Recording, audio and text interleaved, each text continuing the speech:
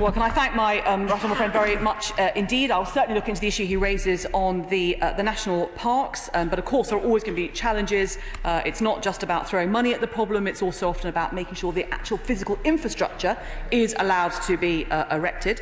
The second thing in relation to connecting Devon and Somerset, the Minister for Digital and Broadband had a meeting with members in the area. We know that there have been issues. Obviously they're looking for alternative providers. He's talking about broadband connectivity, so it's a slightly separate issue, but he's right. In the end of the day, constituents don't distinguish, they just want better connectivity all round.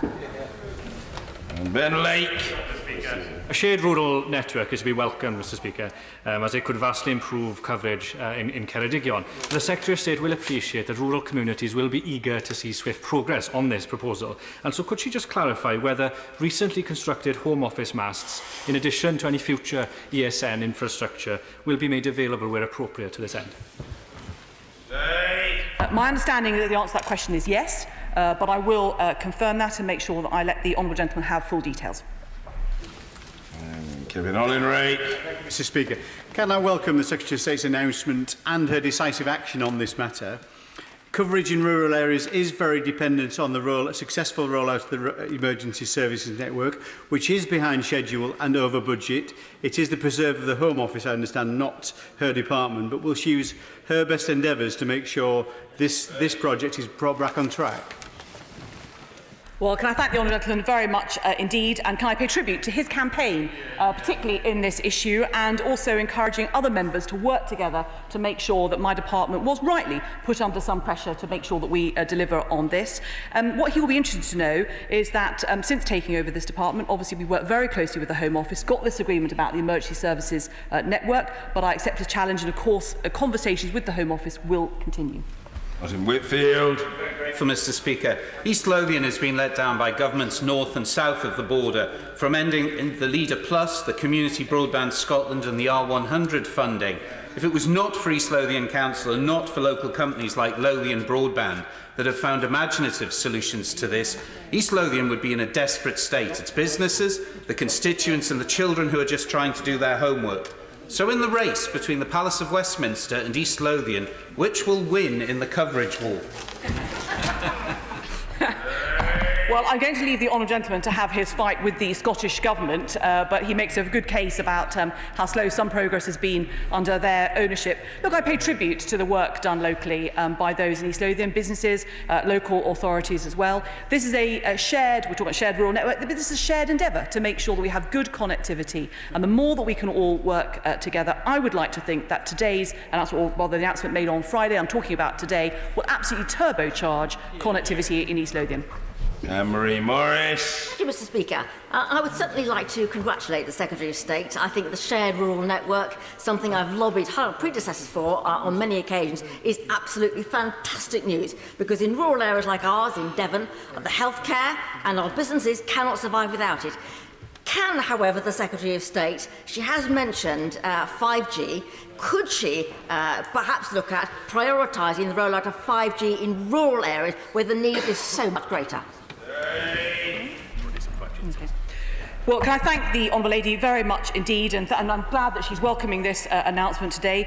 5G is already being rolled out, and so there is no intention to stop that process, but we need 4G as well. So the intention is to make sure that her constituents have the best connectivity they possibly can, rather than picking particular technologies. There already is some 5G in Devon and near her, around her constituency, but I accept the challenge that she has made. At the end of the day, as I say, I think what constituents want is just faster connectivity in a way regardless of how it's delivered, but we need to make sure we want the UK to be a world leader in 5G, and that's very important we do that. Shannon. Commitment today to the rural network broadband rollout. The Minister will know that through the confidence and supply motion, certain amounts of money were set aside for the rural network already. But Mr Speaker, you and I will recall perhaps that Radio Luxembourg, I can remember it very well, it faded in and out, so there are still parts of the province where rural network is not achievable. So will the Minister be able to indicate what will be done to address that issue for small and medium business and for those who are self-employed, where it's really important to have rural network broadband rollout?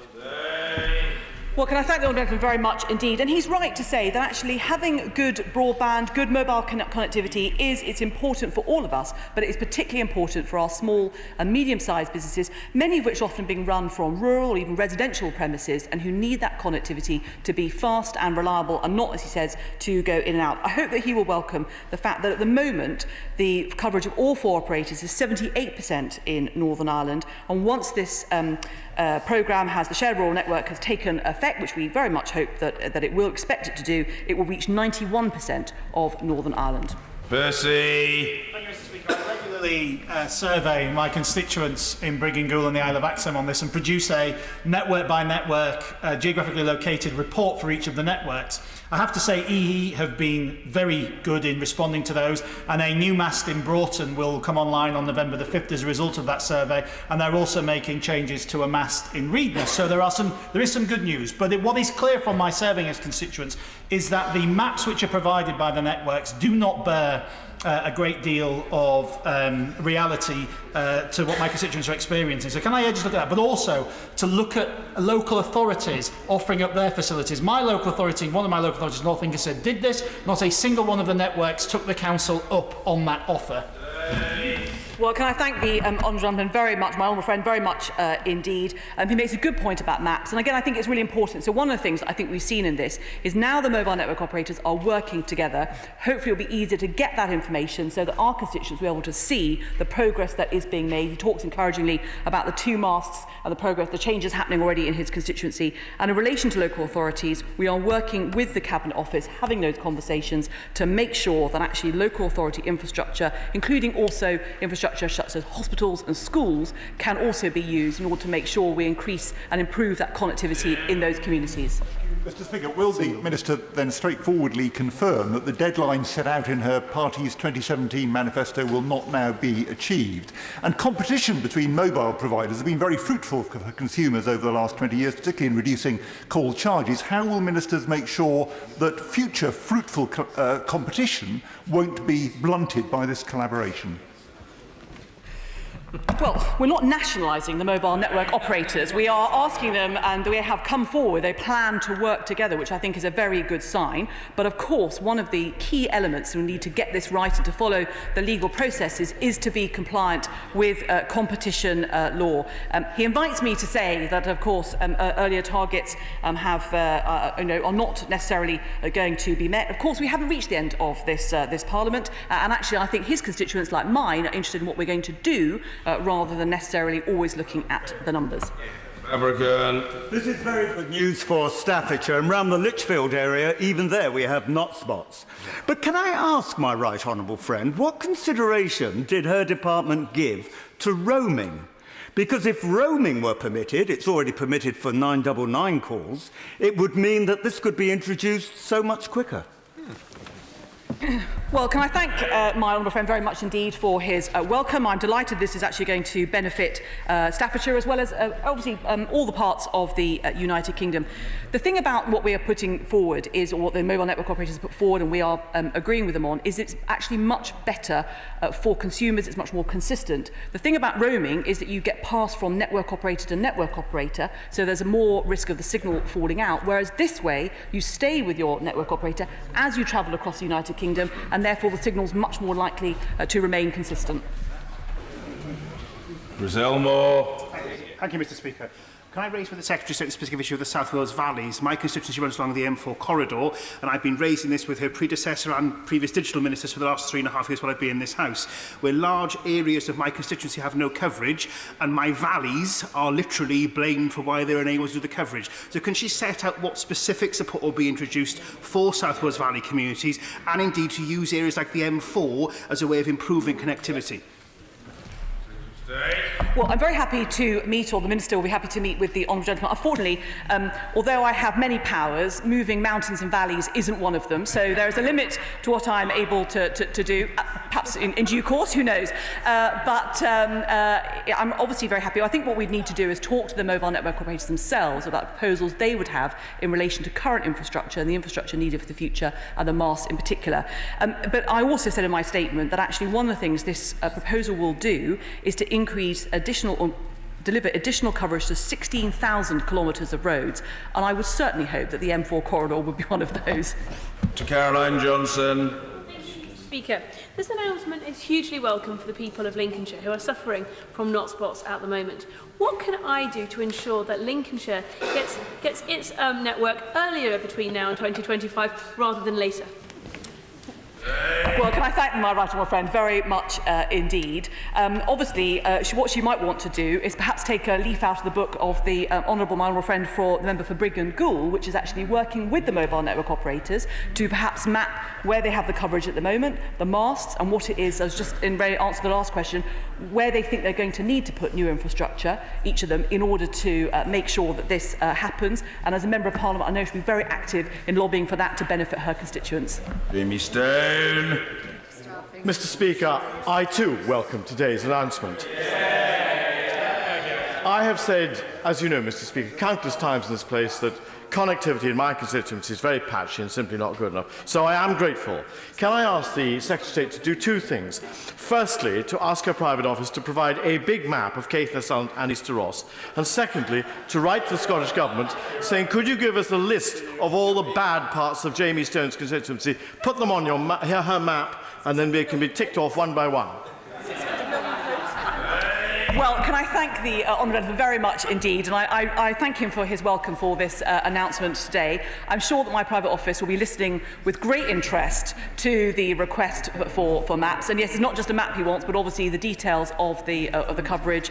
I'm picking that up from honourable members, and I think that will be a good thing to provide with as much detail as we can within the bounds. So it's something I will certainly ask the operators about. Thank you, Mr. Speaker. The shared rural network will be much welcomed in East Hampshire, but what my constituents will most want to know is when they will be able to see when things will improve for their own area. Well, I thank my right honourable friend very much indeed for that question. He's absolutely right to say it is about people being able to see his constituents and others being able to see improved coverage. And that is why the important thing now is that we conclude, or the mobile network operators conclude this binding legal agreement. We're then able to map and to have those milestones as to when that coverage is going to be delivered. And as I say, understanding exactly what infrastructure is needed and which operators need to share infrastructure in his constituency more. So I hope that he will play his part as a local MP in asking operators those questions, and we will certainly play our part in making sure they reveal that information to constituency MPs. Done. Mr. Speaker, can I join the wide welcome from those representing rural constituencies to my right honourable friend's announcement, clearly from this side of the chamber, but also some from the other side of the chamber, excluding the front bench, of course, who don't know what rural means. My right honourable friend has referred to the emergency services network helping to provide massive improvement in coverage in road networks, which is excellent. Could she also encourage the operators to improve the signal on our rail network, where many of us who take rail to journey to and from this place are unable to work on the railways? Well, can I thank my honourable friend very much indeed for that challenge. He's absolutely right. Improving rail connectivity remains a significant ambition. I have spoken to the Secretary of State for Transport about that. Obviously, there are some other challenges, but we're working out exactly how we're able to do that. And I'm pleased to say that in the latest franchise that was let, there was more requirements in relation to that onboard connectivity. And I hope that we'll be able to see that throughout the network. I welcome very much this announcement. As my right honourable friend knows, parts of Kent have worse coverage than Kabul. But would she tell me a little bit about the 5G plans she has? Because tomorrow, I believe, there will be an announcement about China's possible involvement in our network. Would she agree with me that this poses a major danger, not just to the Five Eyes community, but also to the possibility of US sanctions against Huawei, which would leave us looking like we've just signed a very long-term lease for business space with WeWork? Well, can I thank the chair of the Foreign Affairs Select Committee? I'm not able to say much about this for very obvious reasons. The decision will be announced in due course. I just want to say two things to the House, really. The first is that high-risk vendors have never been and never will be in our most sensitive networks. And the second is that the security and resilience of the UK's telecoms network is of paramount importance. We will bear both of those things in our minds when making any decisions. David Mundell. Mr. Speaker, and as an MP for one of the largest constituencies in the UK with a large number of not spots, I do welcome this announcement. But my right honourable friend will be aware that many of the people who don't have mobile service also don't have broadband service.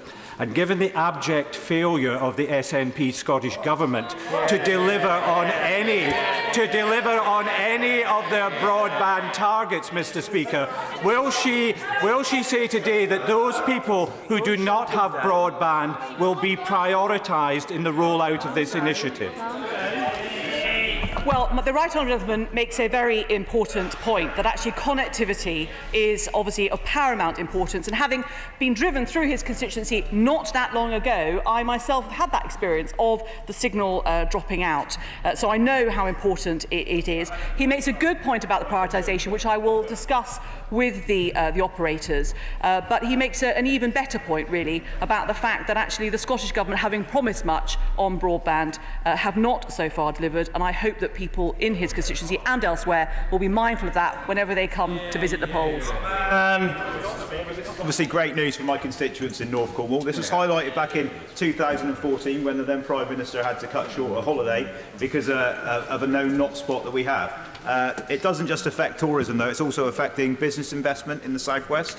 Can I urge the Secretary of State to do all she can to avoid this two-tier system we've got with urban and rural communities?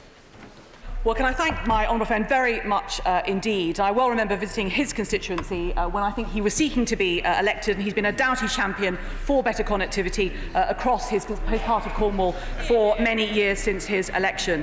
He makes a really important point, and one of the reasons we're announcing this, and the reason that my right honourable friend the Chancellor announced the £5 billion for rural broadband, is we want to make sure that our rural areas are absolutely not left behind, and the focus is not just on our urban areas. Both areas need to be better connected, and we need to do it at the same time. Thank you, Mr. Speaker. Can I thank my right honourable friend and the Prime Minister for the breakneck speed at which they have turned this around following my PMQ last Wednesday on this subject. This is obviously very welcome news to my constituents and businesses and a real boost to the local economy, and it's great to see the UK Government working with the mobile providers. It's good news for everyone in Angus. Could you make it even better news by shortening the time the project will take to be completed? Well, the Honourable Lady, my honourable friend, asked a brilliant question at Prime Minister's Questions last week, and I'm very pleased that we've been able to answer her request quite so quickly. She's asked another very good question today, and that is a real challenge. We will obviously have to see exactly how quickly the rollout can happen, but she's a doughty champion for her constituency in Angus, and I will come back to her on exactly when they can expect to get that better connectivity. Thank you, Mr. Speaker. I welcome this statement, and my constituents of North Dorset will as well, probably with the caveat it's about time. Can I just take my right honourable friend back to the planning issue? Can she keep the planning teams, the ministers' toes to the fire on this? It's all well and good having the policies in place, and they do need updating, but the speedy implementation of them to get the right decisions to deliver the network are key, and local government has the key that unlocks it. Well, can I thank my honourable friend very much indeed. I should just warn him, probably all honourable right honourable members, that of course better connectivity may mean better or more emails and phone calls, of course, from those that we seek to represent. I know something that we will all relish. He's right about the planning system. We absolutely will keep feet to fire, and we're working very closely with colleagues in the Ministry for Housing, Communities and Local Government to make sure those reforms can go through. We obviously need to have a consultation, but we also want to break through these barriers. Thank you, Mr. Speaker. May I welcome enthusiastically this announcement. It really beggars belief to listen to the negativity. And when you think of their lack of delivery in government in Scotland, they have a nerve to talk about our government. But since Stirling is the third worst constituency in Scotland for mobile phone coverage, can I ask my right honourable friend, why is it right that my constituents should continue to have to pay the full rate of charge for a mobile service they don't enjoy? Well, my honourable friend has raised a very important question about customer service, and I have no doubt that as a Doughty champion for Stirling, and he has brought this issue to my attention about better connectivity. I was happy to accept the challenge. That's why I wanted to get this announcement out as soon as possible. I hope that he will agree this is a good day for connectivity in Scotland. Of course, Stirling is one of, I think, the first gigabit cities or first fibre cities, but of course we need to go further. I know he'll be at the heart of making sure that happens. Bob Seeley. Thank you, Mr. Speaker. On Huawei, will she accept that we need debate prior to decisions made? And on this issue, can she explain how the 500 million will improve coverage in the Isle of Wight? Well, can I thank my honourable friend very much indeed. The issue of a debate is obviously one for the Leader of the House of Commons and the usual channels to discuss, but I know that ministers on the front bench will have heard his request on that. In relation, obviously, to the Isle of Wight, a place that I know very well from family history, I hope very much that actually, if he is able as local MP to work with the operators to find out the issues relating to masts and any other blockages that there might be, that actually we're able to improve that connectivity, and we as a department will do our part to support him in that.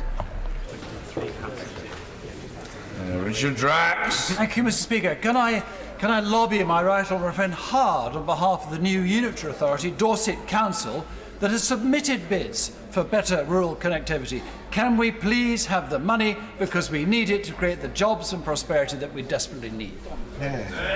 Well, can I thank my honourable friend very much indeed. I accept that lobbying request. He's right to say that there are obviously always opportunities for funding bids, and he's also right to make the link, as he does as a champion for Dorset of his constituency, that actually with better connectivity comes the opportunity for more employment, more prosperity and more productivity, and that's why this government wants to introduce better connectivity right the way across the United Kingdom. Andrew Bowie. Thank you very much, Mr. Speaker. As on behalf of the people of West Aberdeenshire and Kincardine, yet another vast rural Scottish constituency with its fair share of not spots, can I welcome enthusiastically the announcement made today? And does my right honourable friend agree with me that nobody should be punished or treated like a second-class citizen just by virtue of where they choose to live and work in our country?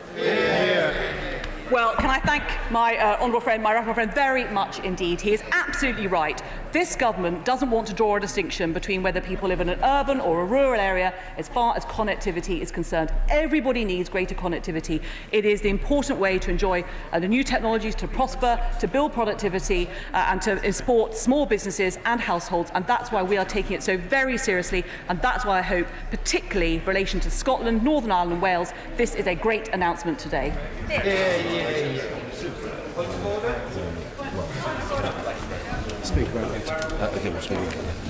Yes, indeed. Point of order, Laura Pidcock. Thank you very much, Mr. Speaker.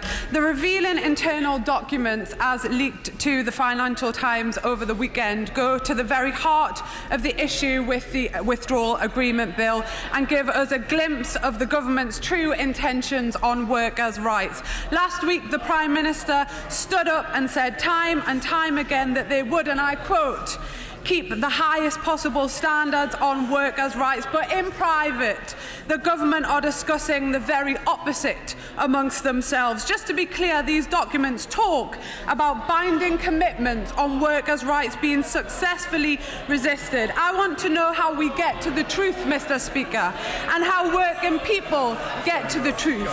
I would like to know how we get either the Prime Minister or the Secretary of State for Business, Energy and Industrial Strategy to clarify this vital matter of national importance. Received any indication of an intention by a minister to make an oral statement to the House, but the honourable lady's words will have been heard on the Treasury bench, and insofar as she seeks my counsel as to how best to proceed with this matter, that advice is persist, persist, persist. Use the order paper, go to the table office, air the concerns. And as I often say in this place, repetition is not a novel phenomenon in the House of Commons. Keep going. Don't give up. Never say die. Point of order. I will come to the honourable gentleman. I'm saving him up as a delectation of the House. and a special taste. Point of order, Lucy Allen. Thank you, Mr. Speaker. We all come to this place to fight for our constituents. And from the very first day, I've used every avenue afforded to me to fight to keep A&E and women and children's services in Telford. I've had 25 parliamentary questions, 6 parliamentary debates, 15 meetings with ministers and 29 letters to But is it in order, Mr. Speaker, for the Secretary of State for Health, the member for West Suffolk, to announce his decision on a 6-year-long campaign of such importance to my constituents without meeting Telford's elected representative to advise me of his decision, without notifying me by letter of his decision, and without responding to multiple letters on the subject? Am I correct in my understanding, Mr. Speaker, that all ministers, as a matter of courtesy to our constituents that we represent, have a duty to respond to and engage with members on important constituency matters, no matter how junior the member and no matter how important the minister? Certainly, I'm not suggesting that the Honourable Lady is junior. The Honourable Lady is now an experienced member of the House. But in any case, in one very important respect, the most important respect, all members in this place are equal. All members have a responsibility to seek to advance the interests of their constituents. It's not, strictly speaking, a matter of order for the Chair. I'm most grateful to her for ventilating her concerns and to her for her courtesy in giving me advance notice of her intention to do so, as well as informing me that she's given notice to the Secretary of State. But I can certainly confirm that the way in which ministers respond to honourable members on important constituency matters should in no way be affected by length of service of the constituency member. I'm moderately surprised by this because the Right Honourable Gentleman, the member for West Suffolk, is a very keen minister, and he has not suffered over the years from a deficit of ambition. And I think that the Right Honourable Gentleman would himself be gravely concerned to have incurred the wrath of the Honourable Lady, and my hunch is that a letter of concern and possibly even of apology will be winging its way to the Honourable Lady, accompanied by offers of cups of tea and urgent meetings, because of the solicitous concern of the Secretary of State for the Honourable Lady's constituents and possibly for his own future well-being. We'll leave it there for now. She's done a very sensible thing in raising it in the chamber. I congratulate her on her foresight. Point of order, Martin Whitfield. I'm very grateful, Mr. Speaker. There's been much discussion about whether a general election will or won't take place in the near future. I am quite concerned, however, that this will cover the Remembrance Weekend, which is enormously important to many people in this country, to pay respect to those that gave the ultimate sacrifice, to their veterans' families and others.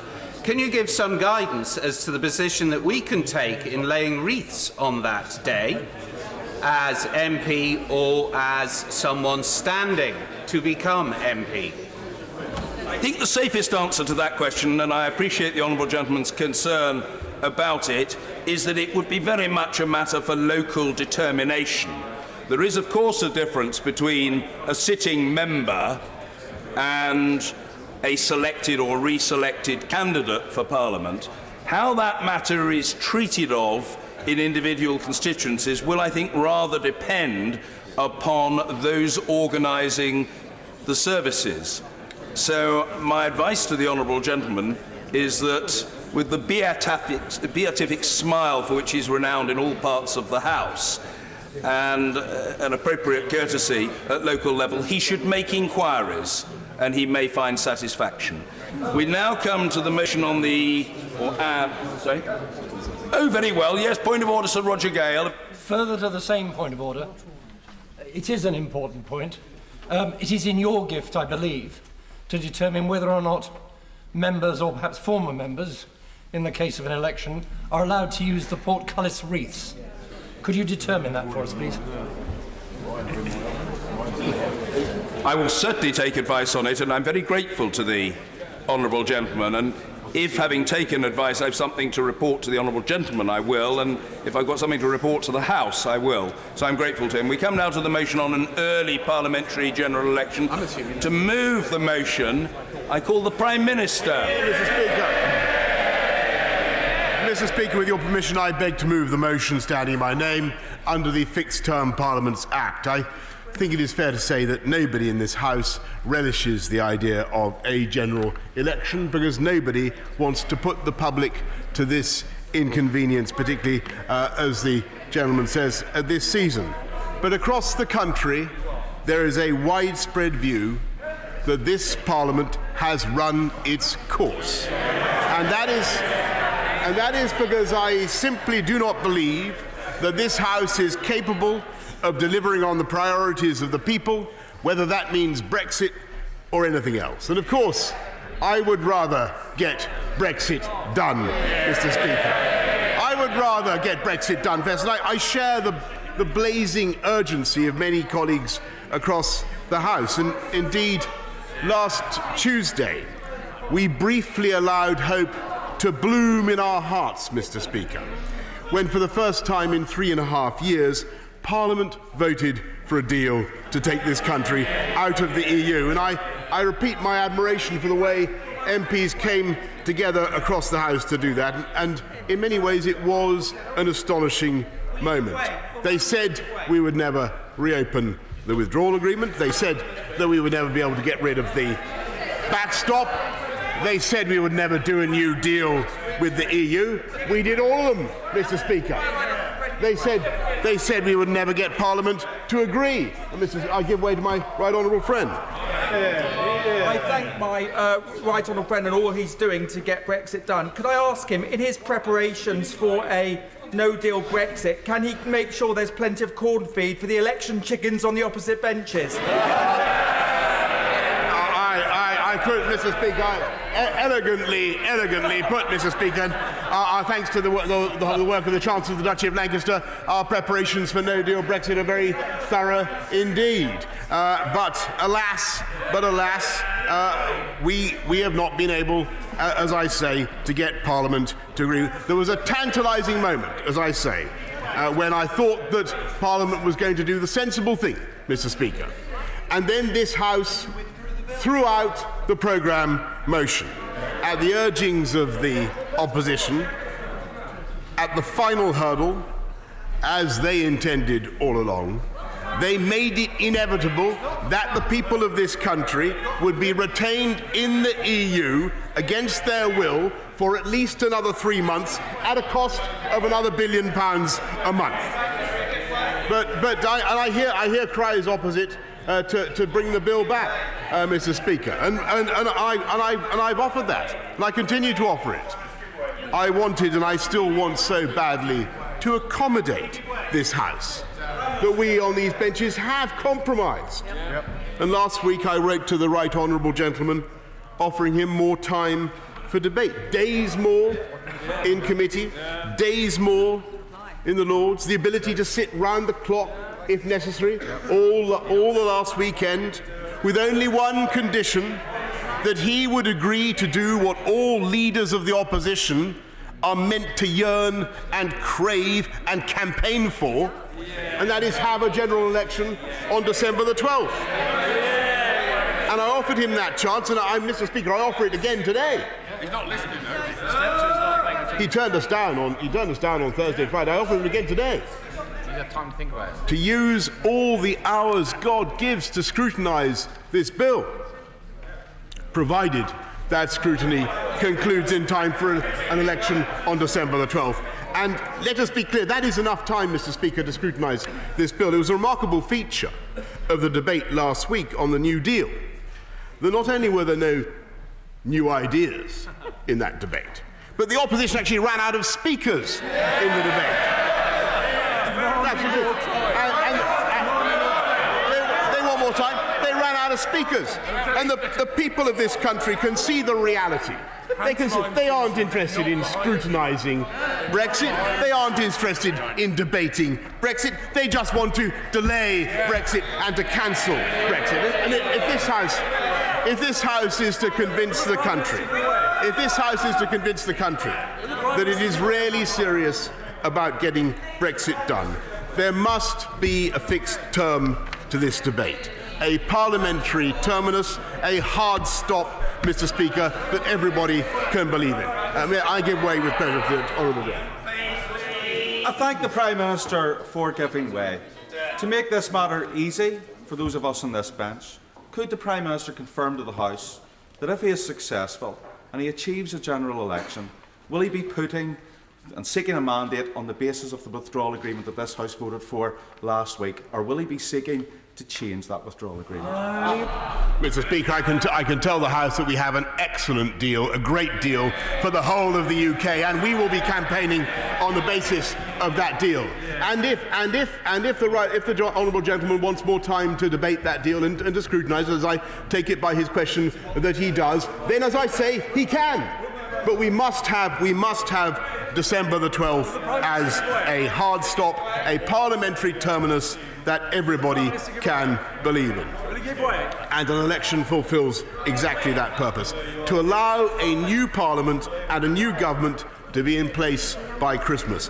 Because, Mr. Speaker, without that hard stop of an election, without that moment of truth, the electorate will, I'm afraid, have a sense that we're all like Charlie Brown, endlessly running up to kick the ball, only to have Parliament take it away, whisk that ball away yet again, only to find that Parliament is willing to go on delaying and delaying to January, to the end of January, to February and beyond. And the frustration will go on, Mr. Speaker. The anxiety will go on. And the angst and uncertainty that is felt by millions of people and businesses across the country will be unnecessarily and unfairly prolonged and exacerbated. That's the reality of what the opposition's course condemns this country to. And if I'm wrong, then the remedy is very simple, Mr. Speaker. The opposition, the right honourable gentleman, and all his cohorts on the front bench, they can vote for this motion tonight. They can vote for this motion tonight, bring it back, let's get Brexit done, and then let's make our cases, let's go our separate ways and make our cases to the country to reboot our politics in the way that our people want. But if the Leader of the Opposition does not wish to take that opportunity, we must, if he wants simply to delay Brexit, if he wants to frustrate yet again the democratic will of 17.4 million people and frustrate democracy in this country, then I'm afraid we must have an election. We must have an election now. We cannot continue with this endless delay. And I don't know about you, Mr. Speaker, but I think the Leader of the Opposition has now run out of excuses for running away from it. First, he said of the Benn Act, and I quote, he said, "Let this bill pass and gain royal assent, and then we will back an election." The bill passed and gained royal assent, but he still shrank from an encounter with the voters. Then he said we would wait until the act had been complied with. The letter was sent over a week ago, not my letter, of course, but Parliament's letter, and he's still coming up with ever more ludicrous excuses for hiding from the British people. Now he says we've got to take no deal off the table at the end of the transition period in December 2020. Let me repeat for that. He wants to take no deal off the table at the end of the transition period in December 2020. And of course, I think his so-called anxieties are absurd, because I'm confident that we'll negotiate a fantastic new trade. Well, if you'll vote for this motion, we'll bring it back, Mr. Speaker. I'm confident that we'll negotiate a fantastic new trade deal that will bring thousands of new jobs to businesses and communities across this country. But even if he disagrees, would it not make sense, according even to his own logic, for him to agree to an election now, so that he could have the opportunity to take no deal off the table himself? Isn't that the logic of his position? Mr. Speaker, he can run, but he cannot hide forever. Across Parliament, his supposed allies are deserting, and the SNP I now read, are in favour of an election. The Lib Dems are in favour of an election. What an incredible state of affairs, Mr. Speaker, that there is one party tonight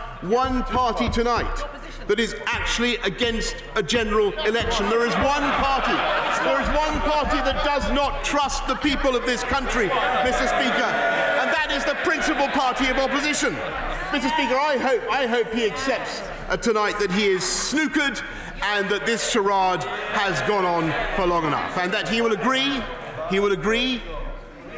to allow Brexit to get done and then allow us to make our cases to the people.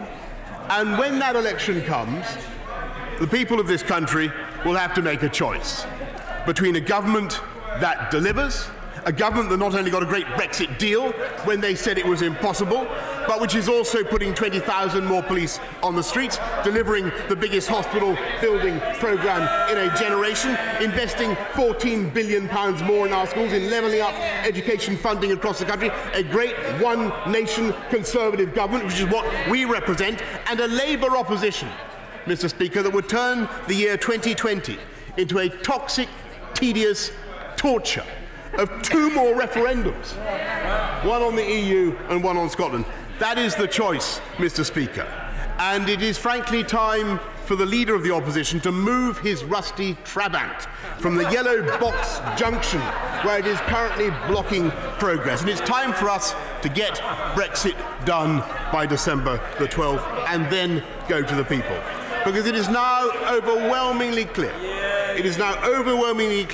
that the only way to get Brexit done is to go to the people of this country. And I believe that it is time that we all, each and every one of us in this House, had the courage, finally, to face our ultimate bosses, the people of this country.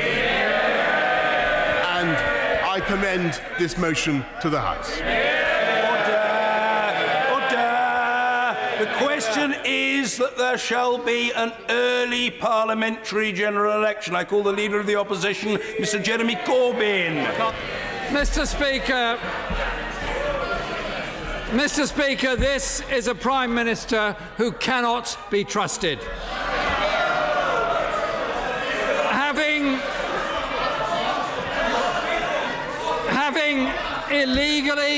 Having illegally prorogued Parliament for 5 weeks for his Queen's speech, he now abandons that Queen's speech. He got his deals through a second reading, then abandoned it. He promised us a budget on the 6th of November, and then he abandoned that too. He said that he would never ask for an extension, and he said he'd rather die in a ditch. Another broken promise. Mr. Speaker, every promise this Prime Minister makes, he abandons. He said he would take us out of the European Union by the 31st... Order. Let's have some measure of decorum in the debate. The Leader of the Opposition. Mr. Speaker, he said he would take us out of the European Union by the 31st of October, do or die. He spent £100 million, Mr. Speaker, £100 million on an advertising campaign to leave on the 31st of October, but failed to deliver. And this is serious, Mr. Speaker. The National Audit Office says it failed to resonate. I ask the Prime Minister, I ask this House, with that £100 million, how many nurses could have been hired? How many parcels could have been funded at food banks? How many social care packages could have been funded for our elderly?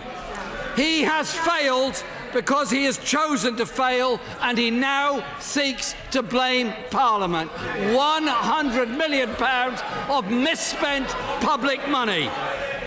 At the weekend, At the weekend, Mr. Speaker, we learned from the former Chancellor that his deal was offered to the former Prime Minister 18 months ago, and she rejected it as not good enough for the United Kingdom. So, we have a rejected and recycled deal that has been misrepresented by ministers in this House, no doubt inadvertently. The Prime Minister said in terms there would be no checks on goods between Great Britain and Northern Ireland. The Brexit Secretary himself has confirmed that there will be. The Prime Minister, Mr. Speaker, the Prime Minister made promises to Labour members about workers' rights. I remember him with all the concentration he could muster, saying that workers' rights would be protected by him. The leak to the Financial Times on Saturday shows these promises simply cannot be trusted. He says the NHS, Mr. Speaker, he says the NHS is off the table for any trade deal. Yet, a majority of the British public don't trust him. And why should they? Why should they, Mr. Speaker? Thanks to a Channel 4 dispatches programme, this is actually quite an important point the Prime Minister might care to listen to.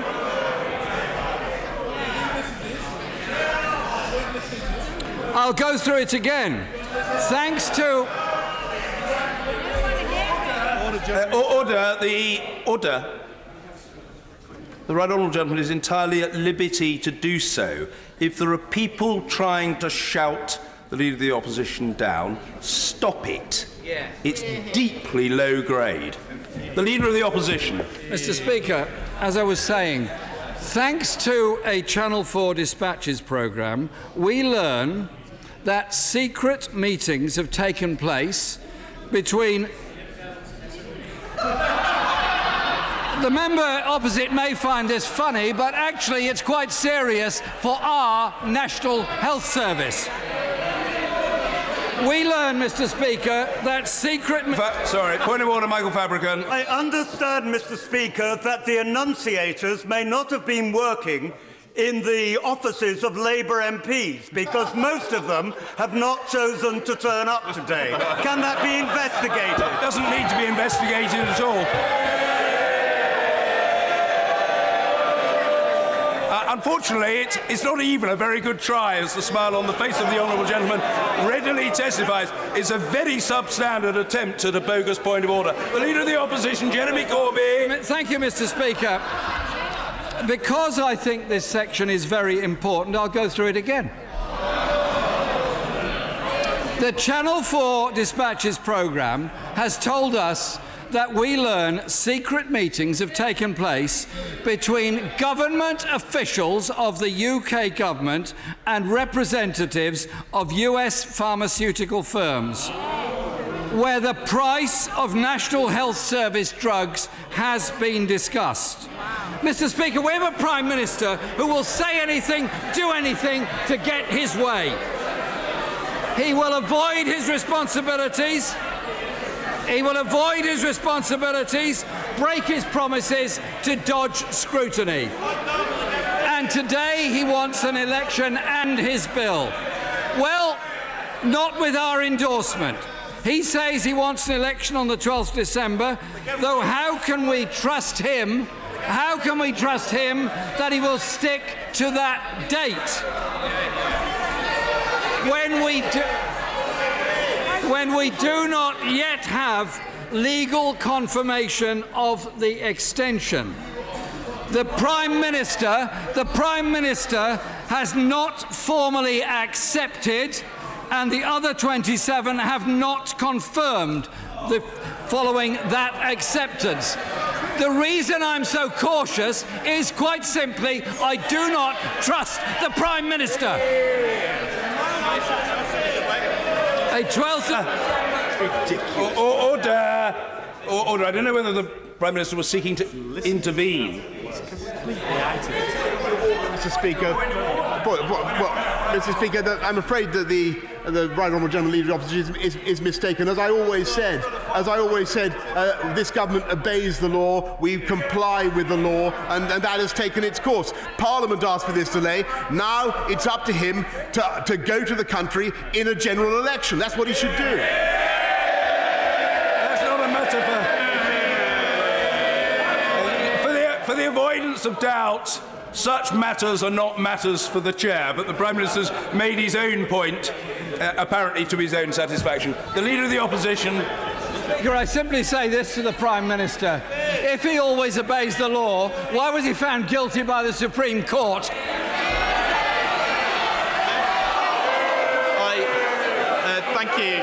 Thank you, Mr. Speaker.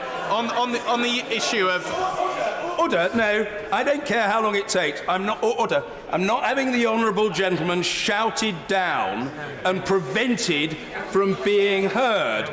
That will not work. End of subject. Mr. Stephen Doughty. Thank you, Mr. Speaker. On the issue of trust, which my right friend is quite rightly pointing out, is he aware of the very interesting rumours that have reached my ear that the Prime Minister might, for example, not be planning to even stand in his own constituency at an upcoming general election, and instead apparently has lined up Sevenoaks or East Yorkshire? I wonder if he's heard that rumour.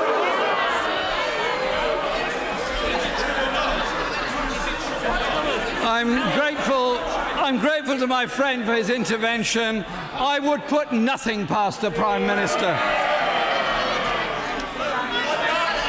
All I do know is we have an excellent Labour candidate in Uxbridge. I thank my right honourable friend for giving way. And like my honourable friend said a moment ago, I don't trust the Prime Minister either, but there is a deeper issue about whether we can trust the Prime Minister with our safety. Let me just read this to you very briefly. Analysis from the Financial Times today. The Prime Minister could shake his head, but perhaps he would care to listen. Go on, Paula. So, when Johnson responded, I have never heard such humbug. Order. Invite the Honourable Lady to resume her seat. The Honourable Lady has a right to be heard, not to be shouted down by front benchers or back, and she won't be. Paula Sheriff. Thank you. When Johnson responded, I have never heard such humbug in all my life, Labour MP Paula Sheriff began to receive toxic tweets at a rate of more than 100 an hour. One such tweet from that evening read, "Tough shit, Mrs Shrek. A surrender bill or surrender act is exactly what Ben's treacherous act is."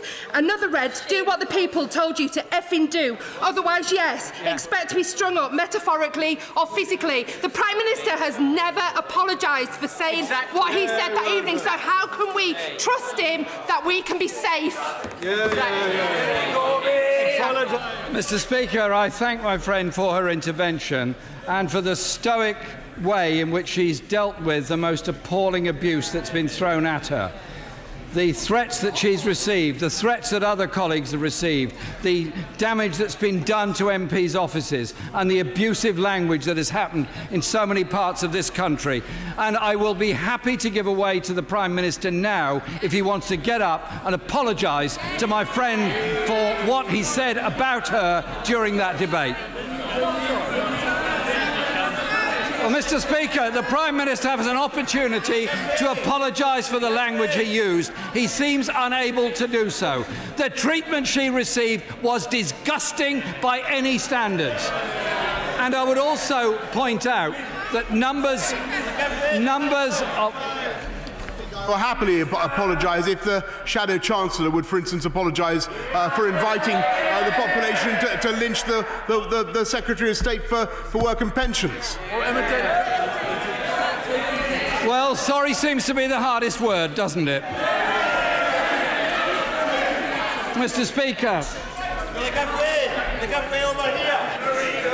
Thank you.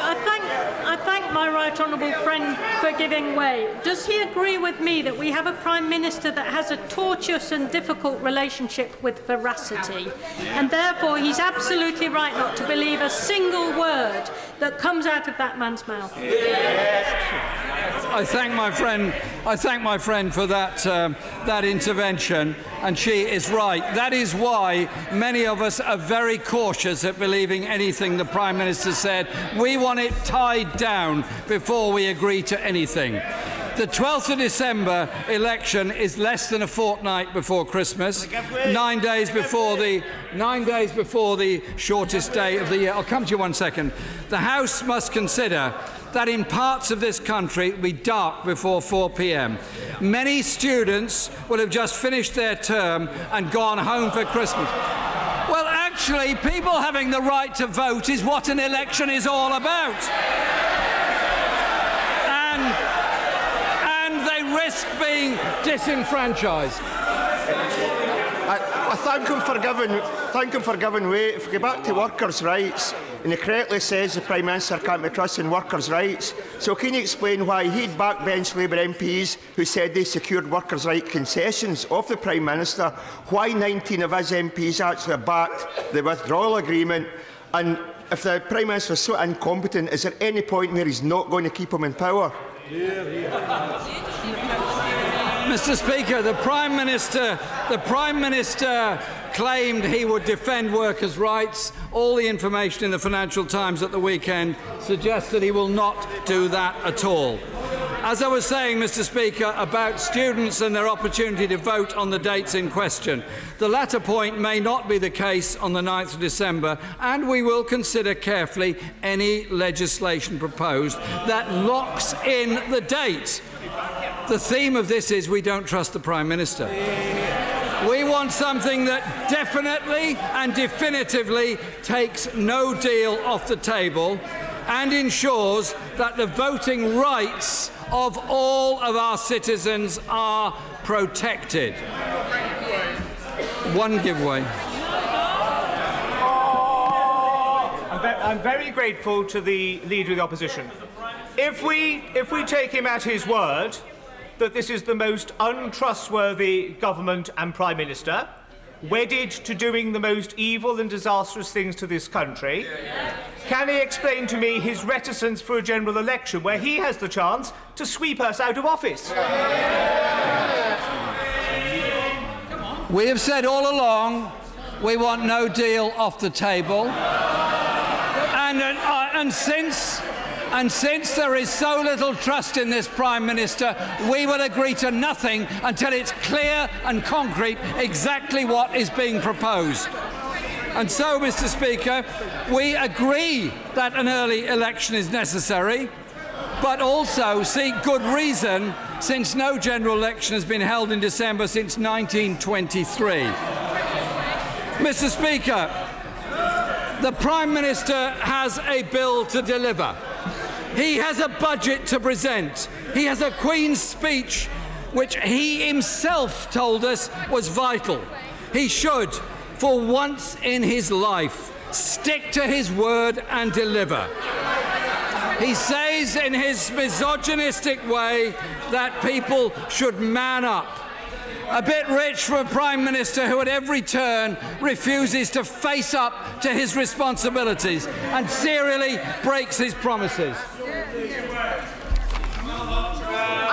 I thank my right honourable friend for giving way. Would he also agree with me that the timing of this proposed general election, not whether we have a general election, is yet another example of the art of voter suppression, ensuring students are less likely to have a vote, older people less likely to go out and vote, people with disabilities less likely to go out and vote. If the Prime Minister truly believed in democracy, wouldn't he hold the election when people were able to go and cast their vote? Mr. Speaker, when no deal is off the table, when the date for an election can be fixed in law, and when we can ensure students are not being disenfranchised, we will back an election so this country can get the government it needs. One that will end the underfunding of our public services.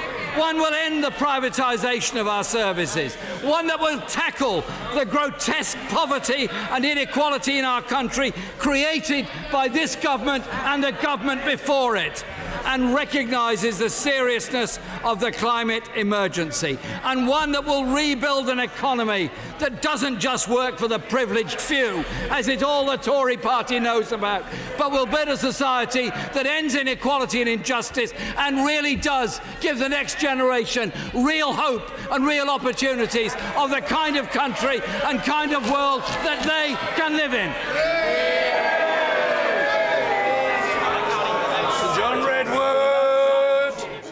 Mr. Speaker, this Parliament is once again misjudging the mood of the public. We were elected here to do serious things on behalf of our public. Conservative and Labour MPs alike were elected to see Brexit through. 3 years, 4 months later, there's no sign of that. And instead, we have this discordant, argumentative Parliament that will do nothing. It will not throw a government out of office, and it will not allow a government to govern. We owe it to the British people either to allow our government to govern or to let the British people decide on a better group of MPs who can form a government and can do positive things for our country. I give way. Every constituency in my region at the 2016 referendum voted by a huge margin to leave the European Union. And at that time, lots of constituents said to me in some of the most deprived communities of this country that they didn't trust this Parliament to deliver it. They said, we won't get it. They'll never let us leave. Well, isn't the truth of it that the 5 Conservative MPs out of 10 in my region, of the 10 total MPs, might have voted to deliver Brexit, but it is really clear that the Labour MPs, bar 1 or 2 examples across my region, are never going to vote to leave the European Union, proving sadly right my constituents who said they'll never let us leave. Mr. Speaker, my honourable friend is right, but it is now about more than Brexit. It is about confidence in our parliamentary system to deliver orderly government that can do things for the people, or to allow the public to decide who should be a better government because the House has no confidence in the government. This Parliament needs to put through a budget quite soon. Our economy needs a boost, and we need to know whether we can have the tax cuts as well as the spending increases. But I suspect the government fears to bring a budget to this House because it thinks there will be no cooperation, because it does not have a majority, and this Parliament will not allow a majority. This government has recently brought a Queen's speech to the House. It shows a number of good measures which I do not think were ideological or conservative provocations to socialists and those of a more left-wing nature. They were chosen to build some consensus and address the issues that worry people. But I think, again, the government rightly fears that any one of those issues, if introduced, would probably meet with resistance and a lack of cooperation in exactly the way we have been experiencing for all these other measures. But above all, Mr. Speaker, this House needs to think what message it is sending to all our partners, friends, allies, countries around the world, the businesses our business do business with, all those contacts we have in the globe. And they see this as a great beacon of democracy, a country of great experience in the art of democratic government, a country which has often led the world in putting forward those freedoms and showing how they can be for the better lives of those who are governed by them. And instead, we are sending out a message that we don't know what we're doing. We can never agree about anything, that all we can do is have endless rows in this place for the entertainment, perhaps, of people here, but for the denigration of our country, the undermining of its position. How can a government conduct international negotiations when everything it proposes is undermined or voted against by the opposition because we do not have a majority? And above all, Mr. Speaker, how can we get to the point where this House decides it's good legislation to say that the Prime Minister has to break his promises, and that they've turned that demand that he breaks his promises into something that this House calls an Act of Parliament? No wonder we look ridiculous. No longer we cannot resolve Brexit. No wonder we cannot have a budget to promote our economy. No wonder we cannot govern with aplomb in the interest of the British people. if this House cannot do better, then I think the Prime Minister is right, that it must dissolve and ask the people to choose a better Parliament. Either we need to be a better Parliament or they need to choose a better Parliament as soon as possible. Mr. Ian Blackford. Thank you, Mr. Speaker. Can I begin by thanking the European Union for granting the extension that this Parliament asked for under the Benn Act. We are not leaving Europe on the 31st of October, as the Prime Minister told the Conservative Party in the United Kingdom that we would be doing. The Conservative Party and the Prime Minister defeated, Mr. Speaker, once again. Mr. Speaker, a general election on the terms offered by the Prime Minister are not and will not ever be acceptable to the Scottish National Party. But, Mr. Speaker, doing nothing is not an option. The impasse cannot remain forever.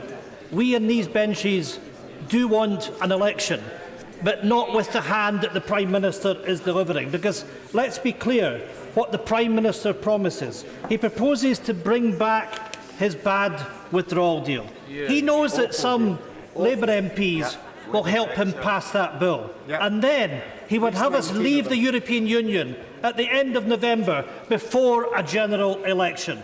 For Scotland, that would mean we'd been taken out of the European Union against our will. We will never vote for such a proposition. It would give the Prime Minister a post-Brexit election. And that is simply something that we will not sign up to. Absolutely. Mr. Speaker, at the weekend, myself and the leader of the Liberal Democrats wrote to Donald Tusk seeking a meaningful extension to Article 50 that would remove the risk of no deal and give us time. The continuation of the flextension, where the UK can leave at the end of any month in which it passes the motion, is not the complete safety and security we want, but demonstrates precisely why, if we enable this motion to pass, we will be out before the Prime Minister's election. We cannot allow the Prime Minister to railroad through this disastrous so-called deal. A deal that opens the door to a hard Brexit with us outside the single market and outside the customs union. A deal that would end freedom of movement, seeing Scotland's working population decline. That's what the Conservatives offer to the people of Scotland. The people of Scotland have made it very clear, because we voted 62% to remain in the European Union. Mr. Speaker, where is the respect to the people of Scotland and to our Parliament? A deal, after all, that leaves Scotland at a disadvantage to Northern Ireland. A deal that will not have the consent of the Scottish Parliament. And let me tell the Prime Minister that that consent is required, despite what he said at Prime Minister's questions last week. And he must respect that must be respect towards the Scottish Parliament. A deal, of course, that would cost each person in Scotland the equivalent of £1,600 compared with EU membership, but even more if no trade agreement can be reached. So today, SNP MPs will not be supporting the Prime Minister in his motion.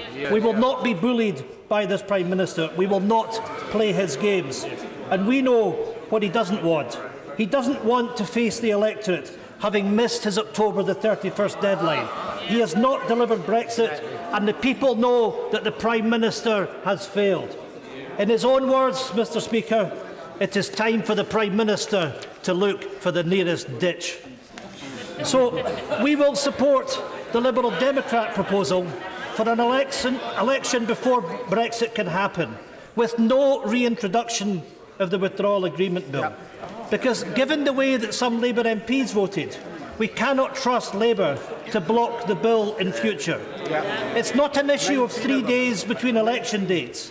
It's an issue of whether we are in the European Union or out of it. That is fundamental. We are ready for an election, but it must be on those terms, not ever on the Prime Minister's terms. And, Mr. Speaker, in that election, we want to see votes for 16 and 17-year-olds and for EU nationals. And when the election comes, we will fight the Tories on Brexit, on the rate clause, on austerity, on the harm they have done to people's lives, on livelihoods, and yes, We will fight them on the right of Scotland to choose our own future rather than being dragged through this Westminster mess ever again. I'm very grateful to the leader of the SNP for giving way. Does that mean that if the Prime Minister were to introduce a bill tomorrow, for example, a one-line bill in order to engineer a general election, that, after what he said, that he would not be supporting that proposition? What I would say to the Labour Party, that the Liberal Democrats and ourselves have put forward a bill that leaves us in control of the process, that allows us to set the date for the election. And I appeal to Labour MPs to come with us, because this is about leadership, Mr. Speaker. It is about the opposition parties coming together and taking the keys of number 10 Downing Street away from a Prime Minister that we can't trust. So my message to the Labour Party is, let's face an election. Let's do it on our terms. Let's make sure that we take the Prime Minister and his toxic Tory government out of office. We can do it. We can do it if the opposition unite together, and we can stop the deal that the Prime Minister wants to drive through. It's in the hands of the Labour Party to join us and the Liberal Democrats, to have courage, to stand up against the Prime Minister. But what are we going to find? We find that the Labour Party want to sit on their hands. Sit on their hands, Mr. Speaker, and wait for this government to deliver a Brexit. I say to the Labour Party, don't be the handmaidens of the Prime Minister's Brexit. Let's put this back to the people now by coming together. You know, it used to be said, it was said by Oliver Brown, a well-known Scottish nationalist, that a shiver ran along the Labour front bench looking for a spine to crawl up. Well, Mr. Speaker, the shiver's still looking for that spine. Mr. Speaker, the Scottish National Party are standing up for Scotland, standing up against Brexit and this Tory government. The Scottish National Party has fought tirelessly alongside others in this House to prevent Brexit, to secure the right to revoke Article 50, to stop no deal and to limit the damage. We have delivered the votes day in and day out, but we have to be realistic and we have to be honest with the public. We have repeatedly voted for a referendum with Remain on the ballot paper, but regrettably there is no evidence that the majority exists in this House for a people's vote. And the Leader of the Opposition and the Shadow Chancellor are acutely aware that if the bill comes back, that some of their MPs will back it, that the bill will become law and Brexit will happen. So the question for the Labour Party is, can they get their act together? Do they actually want to stop this Prime Minister? Do they want to stop Brexit? Or do they agree that it should be imposed on Scotland against our will? Doing nothing means that this Prime Minister stays in power. It means he gets Brexit done on his terms, in his party's interests, not on all our national interests. I will give way.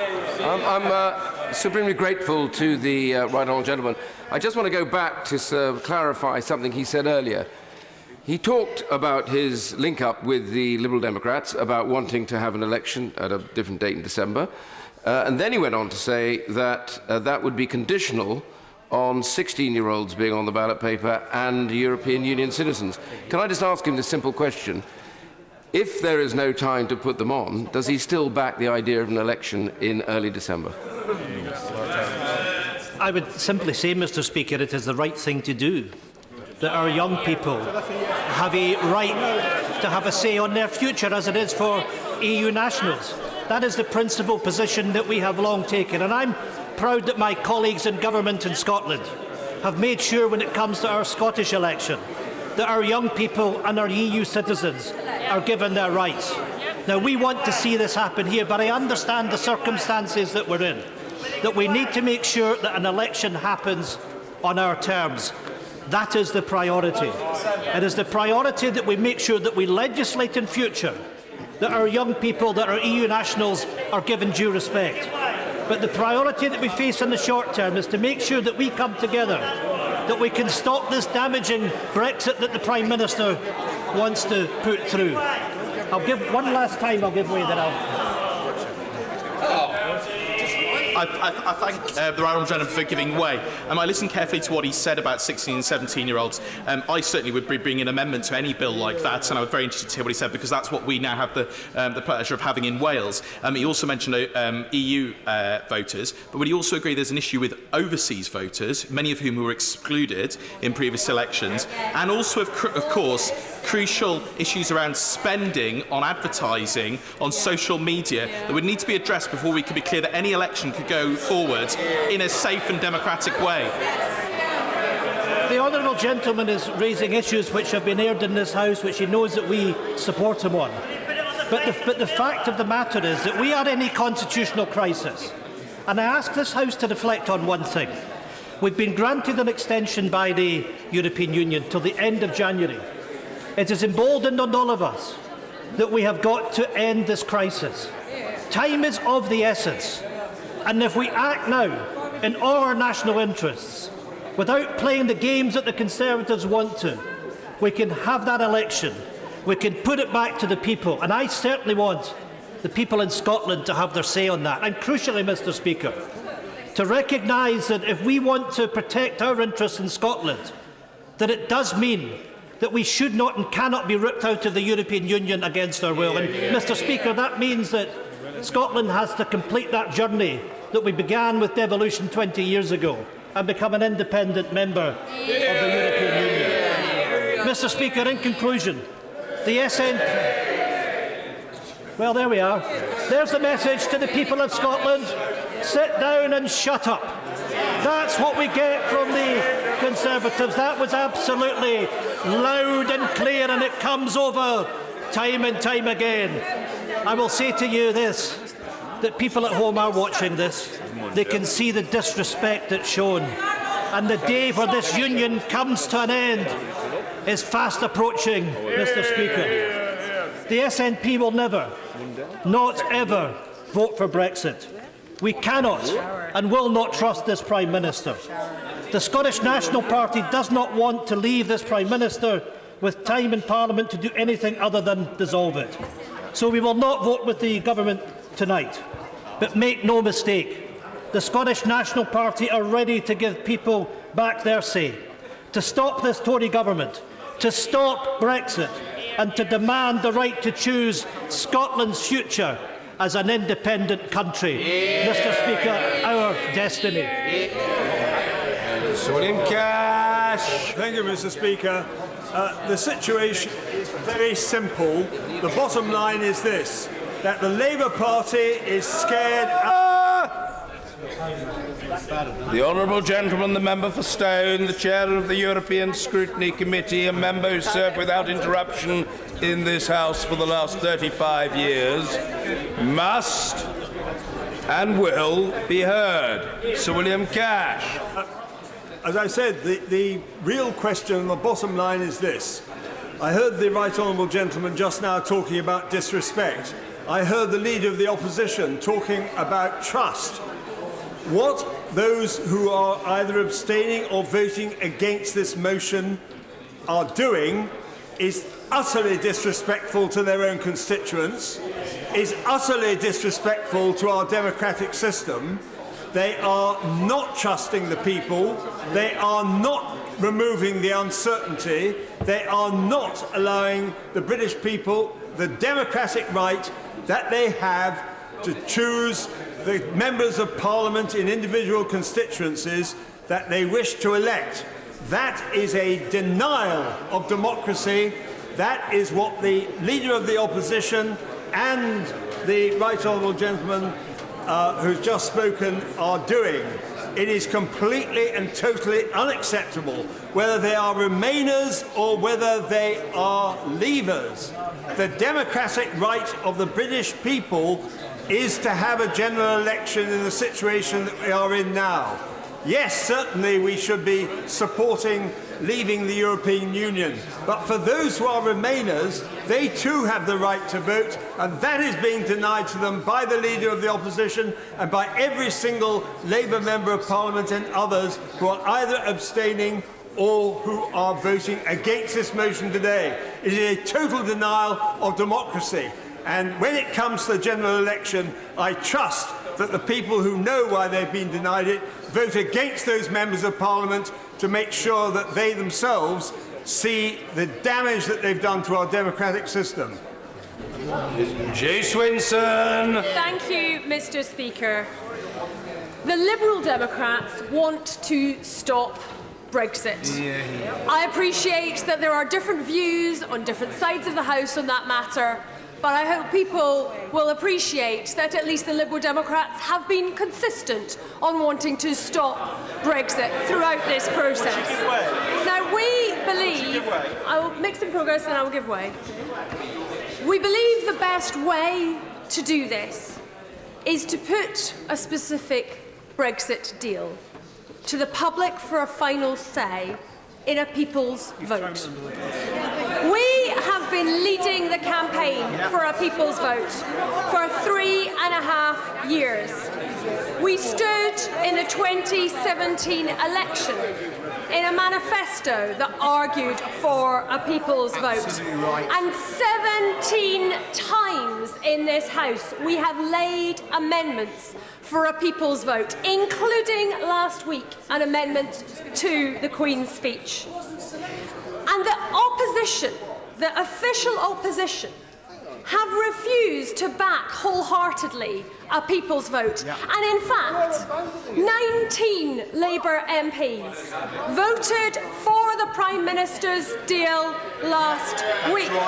So when it comes to the cause of remaining in the EU and of stopping Brexit, the Labour Party have not delivered.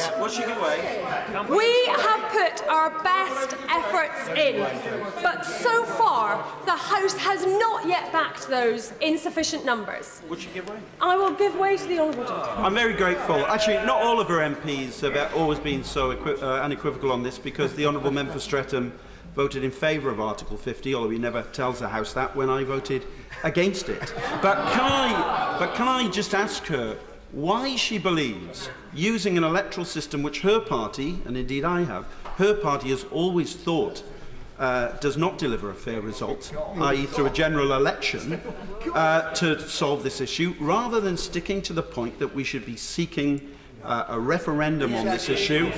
Otherwise, she could end up delivering a hard Brexit on only 38% of the vote, not 51% of the vote. Well, I will always welcome any converts to the cause of electoral reform, or indeed long-standing supporters. This is an issue where we are looking for the best way to protect our constituents and to protect our place in the European Union. But MPs should not kid themselves that by hanging on that there is somehow going to be a different outcome. Because the reality, I'm responding to the previous question, because the reality of the situation is this. We have secured an extension to Article 50 to the 31st of January. It was not automatic, it was not guaranteed, and it was not given by return of email. It was deliberated over, it was agonised over by our EU friends, and certain members of the EU were pushing very hard for there to be a very short extension of Article 50, and they said very clearly that there needed to be a clear purpose for Article 50. So if the House of Commons can make it clear that the purpose would be to have a people's vote, I would be delighted. We have been campaigning for this for 3.5 years, and this afternoon I have tabled at the table office an early day motion calling again for a people's vote. So if MPs really want to demonstrate that the numbers are now there, go to the table office and sign it. But don't give me wishful thinking that the numbers are there when the real risk is we could crash out on the 31st of January instead of the 31st of October, and that is no better. I'll give way to the honourable gentleman. I thank my honourable friend for giving way. If the election goes ahead and she is successful in stopping Brexit, would she share government with the Leader of the Opposition? Because I don't see how else it would work. I've been very clear that I do not believe the Leader of the Opposition or the Prime Minister are the right people to be in our government and to be leading the country. I've been very clear about that, and I'll be crystal clear about that. And in a general election, I will go to the country and make my case that we should have a Liberal Democrat government. And a Liberal Democrat government would revoke Article 50 on day one, and that is the best way to stop Brexit. We need to see the path forward, and if it is not going to be through a people's vote, if there is not the support for a people's vote in this Parliament, then we need to look at the other way to do that. And right now, that is through having a general election. I will give way to my honourable friend. Grateful to the honourable lady for giving way. The honourable lady knows that I was a founding member of the People's Vote, and she knows the cost that I and many others have paid for our belief at a time when it was certainly not popular and fashionable to say that. But she also knows, because of the meetings that she's attended, that there is no doubt that across this House there is a majority at the right moment for that confirmatory referendum. And does she agree with me that, well, the honourable gentleman who hasn't attended those meetings obviously hasn't been informed, but would she not now understand and consider that the best way forward now is to allow that process to continue, because it is obvious that that moment is coming when there will finally be that majority for a people's vote, and that she's preempting that, and nobody needs to be told, especially not me and others who've been so courageous and brave, and I pay tribute to them. This is not the time for a general election, but it is the time for a people's vote, and it's within our grasp. My right honourable friend and I have worked together well on the People's Vote campaign, and I pay tribute to the courageous decision that she took earlier this year to leave her party and the work that she has done in this campaign. But I say to her, I dearly wish it were the case that we were at a majority situation for a people's vote, and if we are, then MPs can sign the motion and demonstrate that that is the case. Well, and perhaps the right honourable lady would make an exception for this particular EDM. But in the absence of that support being clearly demonstrated, then we have to act. We cannot just wait, because my fear is that either the government pushes ahead with their withdrawal bill and it is delivered and delivers Brexit on the back of Labour votes, or that we end up in January, a couple of weeks away from the deadline of crashing out without a deal, and find ourselves in the same precarious position. But that time the EU say, I'm sorry, we've extended again, and we cannot keep doing so if you do not find a path to resolve this. And that is why, in the absence of those numbers, I want to make some progress, in the absence of those numbers for a people's vote, the way forward now is to have an election. But to do so responsibly, not letting the Prime Minister force through his bad Brexit deal in a small number of days without proper scrutiny, which is what his plan is and why we will not support his motion tonight, because we know that the Prime Minister's Brexit deal would be bad for workers' rights, bad for environmental protections, bad for the economy, bad for jobs, bad for our public services, bad for our security, and bad for our United Kingdom. And it should not be left up to them to have carte blanche to set the date of the election after the House of Commons has dissolved, because we cannot trust what the Prime Minister says. I'm making some progress. We cannot trust what the Prime Minister says, and we would have no guarantee that he would not be trying to crash us out of the European Union. He said he wouldn't prorogue Parliament. He did. He said he wouldn't send a letter to request an extension of Article 50, and he did. So we cannot trust what the Prime Minister says. That is why the plan that we have put forward with the Scottish National Party for a general election on the 9th of December is a plan where we have no deal taken off the table with the extension to Article 50. We have no withdrawal agreement bill, and there is no wriggle room for the Prime Minister on the date. And we have worked together on a cross-party basis, and we don't agree on everything, but we do agree we want to stop Brexit, and we have worked together, and that has been important, because the European Union had not granted that extension on Friday when they said they might. And our EU friends tell us that the letter and the bill that were published were instrumental in making sure they were able to grant that extension. I'll give way to my honourable. I thank the Right Honourable Lady for giving way, and she set out three conditions which I noted very clearly. The leader of the SNP pointed out the issue about 16 and 17-year-olds getting the vote in such a situation, also EU electors, overseas voters, and a number of other issues. Does she support efforts to ensure that those things were attached to any election, and would she support a bill that didn't guarantee that those rights to vote were respected and available? Well, I thank, and I do count him as a friend, my honourable friend, for that intervention. And we have also worked together well on the People's Vote campaign, and I welcome the cross-party nature of that work. I have campaigned for votes at 16 from the moment that I came into this House. We have votes at 16 for most elections in Scotland. It works well. The sky hasn't fallen in, and I think that those should be introduced for elections across the House and across all different elections. But what I would say to my honourable friend is that the worst thing we could do for 16 and 17-year-olds is to crash out and to leave the European Union. And we are in a situation where there is no guarantee of an extension beyond the 31st of January. And we need to do everything we can to stop Brexit. And if that means an election to stop Brexit, to protect the rights of those 16 and 17-year-olds, we need to deliver that. Because leaving the European Union is the thing that will wreck the future of young people. I've given away plenty of times. The Prime Minister and the Leader of the Opposition say that they want a general election.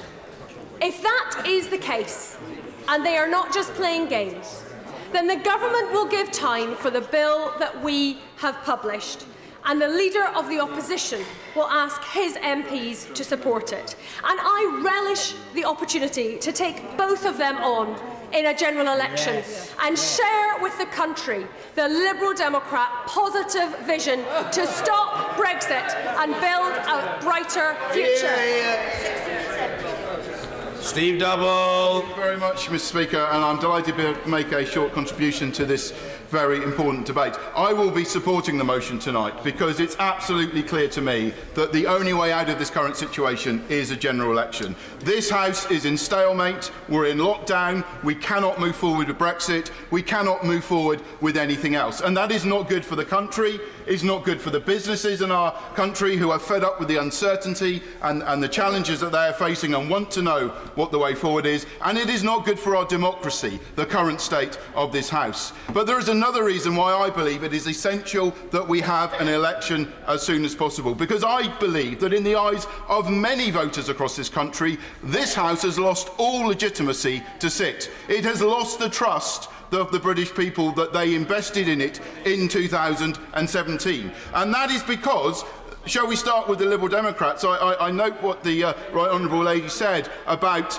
an election manifesto for a second referendum. And I know the Liberal Democrats only have a passing acquaintance with keeping manifesto promises, but at least half of the members of the Liberal Democrats who currently sit in this House were elected on a manifesto to respect the referendum and deliver Brexit, and they have switched parties without any reference to their constituents. Their constituents voted for an MP to represent them as a member of a party to deliver Brexit. And those constituents have had no say. They have not been consulted in the change of position that those MPs now had. I will happily give way.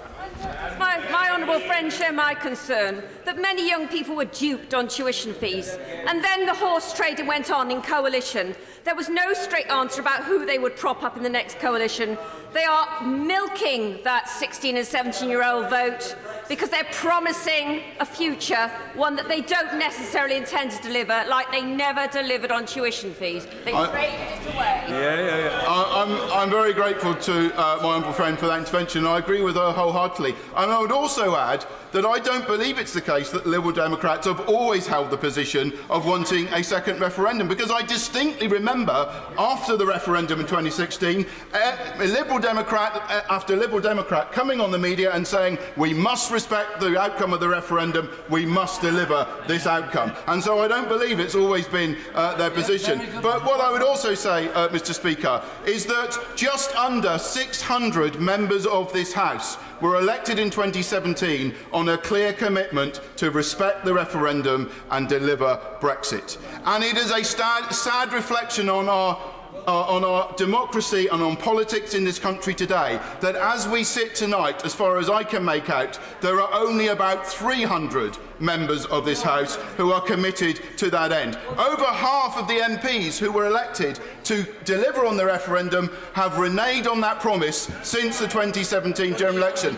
This House does not reflect any longer what people voted for in 2017. People voted for something they thought they were going to get, and as it stands right now, they're not getting what they voted for, and I'll give way. I'm grateful to the honourable gentleman giving way. When he said the sad state of democracy in our country, then when we go around the world and say United Kingdom stands for respecting democracy and rule of law, then they say to us, well, you had a referendum in your country where the majority of the people wanted to leave and your parliament will not deliver that. So quite clearly not being able to deliver on that result quite clearly shows that it weakens our position around the world for pushing for democracy. I'm very grateful, and my honourable friend makes a very good point, of which I know he has a great deal of experience and knowledge. The eyes of the world are looking on this place and seeing if we will be true to what we said we would do, that if we would respect what the voters told us to do. And I will give way to my friends. Grateful. He talks about members of Parliament being elected at the last election on a promise of delivering Brexit and reneging on that promise. When the withdrawal agreement bill came before its second reading, did he notice that 217 Labour MPs voted against the second reading? Had they voted for it, they could have then amended it in the way that they wished to see it going, but they actually voted to stop Brexit. And my honourable friend again makes a very good point. And I would say to the right honourable gentleman, the Leader of the Opposition, that if he wants to take no deal off the table, there are two very simple ways to do that. Either vote for a deal and let's secure a smooth exit from the European Union, or vote for a general election, and if he wins it, he can then take no deal off the table. And the fact that he won't support a general election, I believe, betrays the real reason why Labour won't support an election. It's because they're afraid of the British people, they're afraid of what voters will vote for, they're afraid they will lose seats and we will be in government. And so, Mr. Speaker, I say I will be supporting this motion tonight because I believe, sadly, that this House has lost all legitimacy. We have lost the trust of the British people, and the only way to recover that is to have an election, for this House to be dissolved as soon as possible, to have an election and let the British people elect a parliament that they can trust to represent them. I'll tell them with them. Sammy Wilson. Mr. Speaker, the Prime Minister has claimed that anyone who does not support his demand for an early election is, first of all, trying to stop Brexit, and secondly, is running scared of the electorate. Can I say, Mr. Speaker, we will not be supporting this motion tonight, but not because we are scared of the electorate. In fact, I can tell you the electorate, the Unionist electorate in Northern Ireland, are so angry, so despairing, so bewildered at the way in which the Prime Minister has broken his promises to the people of Northern Ireland that they would return 100 DUP MPs if they had the option. And so we're not scared of a general election. And secondly, we are not trying to stop Brexit. In fact, we have been pilloried in this House because we have been seen to be some of the most determined people to deliver Brexit. But the Brexit that we have on offer is not a Brexit for the United Kingdom. It's a Brexit for part of the United Kingdom. It leaves Northern Ireland still within the single market. It leaves Northern Ireland still under the customs code of the EU. It means that any goods coming into Northern Ireland from GB will be subject to customs checks, to customs declarations, to tariffs. It means that when we send goods to another part of our own country, we've got to sign export declarations, all of which add costs and delays to the economy of Northern Ireland, and will put a huge imposition on small firms, thousands of small firms that currently trade freely with the rest of the United Kingdom, and suddenly will find themselves having to treat the country to which they belong as a third country when it comes to trade. And despite what the Prime Minister has said, the withdrawal agreement makes it quite clear that we will not be able to take part in trade deals which our country does with other parts of the world if they go against the protocols within the agreement. I'll give way, yes. I thank my honourable friend for giving way. Would my honourable friend agree that the issues between the additional bureaucracy for business between Northern Ireland and Great Britain and Northern Ireland is all the more stark when you look at the statistics which show that Northern Ireland trades more with Great Britain than with the Republic of Ireland, the European Union and the rest of the world put together? So to put a barrier to our biggest market by far is hugely significant for the economy of Northern Ireland. And the member's right, and sometimes statistics can go over the top of people's heads. But let's also bear in mind that it goes totally against the promises that were made by both the former Prime Minister and the current Prime Minister, that there be no impediments of trade between our part of the United Kingdom and GB, and also that there would be no danger of the Union being imperilled. And I will give way, yes. Would the honourable gentleman accept that this dreadful border down the Irish Sea would be avoided if the whole of the United Kingdom left the customs union and left the single market, which I think his party has always supported? But now the Prime Minister has gone back on that and abandoned that, would his party be prepared to accept the entire of the United Kingdom during the transition period, staying in the customs union and staying in the single market, leaving the whole thing to be negotiated over the next 2 or 3 years during the transition period? That would rescue Ulster from this absurd position which is proposed, putting these barriers between Northern Ireland and the rest of the United Kingdom. Of course, the member will know that it's only half of the answer, because we're still left under this agreement within the rules of the single market, still subject to the European Court of Justice making adjudication about whether or not we have adhered to those rules, and still subject to the EU being able to deny the United Kingdom government in imposing changes which are made in the law here in Westminster to Northern Ireland. Mr. Speaker, there are very good reasons why we oppose this deal. And the motion before us tonight does not offer any hope of any change. In fact, if anything, it's the Prime Minister is quite openly saying. And by the way, I now want Democratic Unionist Party MPs to vote for the accelerated passage of the bill which would facilitate this agreement, which would have such detrimental effects on Northern Ireland. We don't want to have accelerated passage. We don't want to have 24-hour scrutiny. We want to make sure that there is nothing happens in this House which enables the Prime Minister to deliver on a deal which he promised he would never ever do. That's what he said. And the second thing, of course, is that if he gets this general election, as he made clear to my honourable friend from North Antrim, what platform will he be standing on? What mandate will he be seeking? What strategy will he be putting forward in that election? What will be in his manifesto? That he wants to come back here with a majority to deliver the death deal to the Union in Northern Ireland. Now, that's an offer. Accelerated passage of a bill which would facilitate this agreement, and an election which the Prime Minister would use to justify breaking his promises to the people of Northern Ireland. That's an offer which we can refuse, and will be quite happy to refuse. Because whilst we want to see Brexit delivered, we want to see it delivered for the whole of the United Kingdom.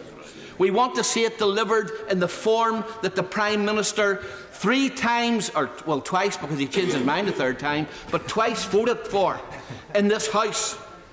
And we will not be prepared to facilitate him moving the goalposts affecting Northern Ireland this way. And for that reason, whilst we do not fear a general election, whilst we want to see Brexit delivered, if it's not going to be delivered for the whole of the United Kingdom, then I don't think that anyone in this House could possibly condemn us for standing up for our constituents who will be damaged economically, our constituents who will be damaged constitutionally. I'll give way, yes. I'm very grateful. The Honourable Gentleman has been extremely generous. Can I just put it to him that if we were to have a general election, that would simply be a de facto referendum part 2, because there would be no other subject under debate during that general election but this issue of Brexit? And would that not be an absolute dereliction of our duty were we to allow something as important as a general election to be hijacked and simply be a weak ersatz version of another referendum? Well, of course, the member's trying to draw me then, of course, that this should be decided by a second referendum. I don't believe it should be decided by a second referendum, because of course, the first referendum has not been delivered on, and we want to see the first referendum delivered on. We want to see it delivered for the United Kingdom as a whole. One last point I want to make, Mr. Speaker. Well, just let me make this point first of all, and then I'll give way. One last point I want to make. The argument has been put forward here tonight that we need a general election because this has now become a zombie parliament. The government can't get any business through. We are not wreckers. We do not want to see the United Kingdom ungovernable. And indeed, the reason why we voted with the government in the Queen's speech last week was because we wanted to see that the government had a programme to get through. We wanted to give that support. Yeah. We do not want to see the United Kingdom made ungovernable. Yeah. But the one thing we're not prepared to do is to see the United Kingdom divided, to see the Union destroyed. And that's why we cannot take part in or give support to this vote tonight. And I'll give way to Would it be a way through if the government went to Brussels now and said they would like to initiate free trade talks immediately so that we could leave with no tariffs and new barriers if they agreed to such talks, rather than signing the withdrawal agreement? You know, this is one of the suggestions that the Prime Minister, I know we're wandering a bit from the motion here, Mr. Speaker. I hope you'll allow me, indulge me just to answer the point. This is one of the arguments that the Prime Minister has put forward, that surely all of this will just disappear if and when we have a free trade arrangement.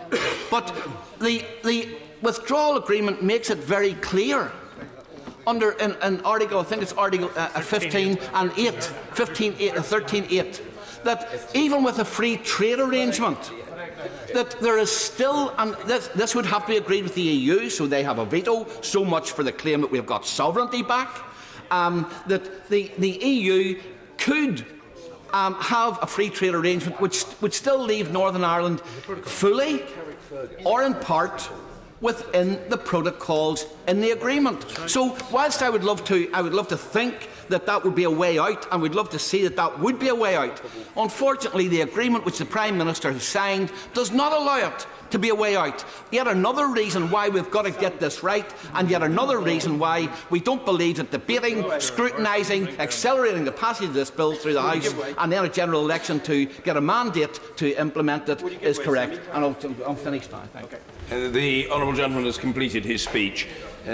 Mr. Nigel Evans. Mr. Speaker, I only want to speak briefly on this matter because it's an Alice in Wonderland politics that we find ourselves in today. I'm in my 28th year in Parliament, and I've never seen anything so incredible as I have since the British people voted in 2016 to leave the European Union. We gave them that contract, and I know that Project Fear didn't quite work, and they didn't quite weren't scared enough to vote to remain in. They actually said no. We've heard what everybody has said is going to happen, that the sky would fall in, but we're still prepared to vote to leave the European Union, because I think in many cases they just didn't simply believe some of the scare stories that they were told. Of course I'd give way.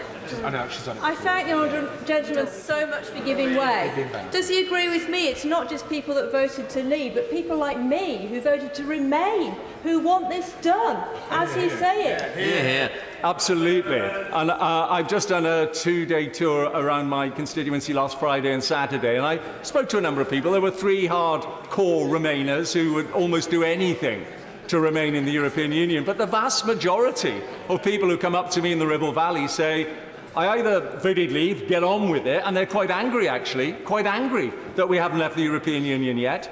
And then there are others who say, I voted remain, but I can't believe that we're still in the European Union. I'm a Democrat. I actually believe in democracy, and when we have a referendum, we actually believe in carrying out the wishes of that referendum. And we all remember what was written on the back of that pamphlet. It said that we would follow the instructions of the British people in that referendum. And even better than that, of course, is we had a general election in 2017.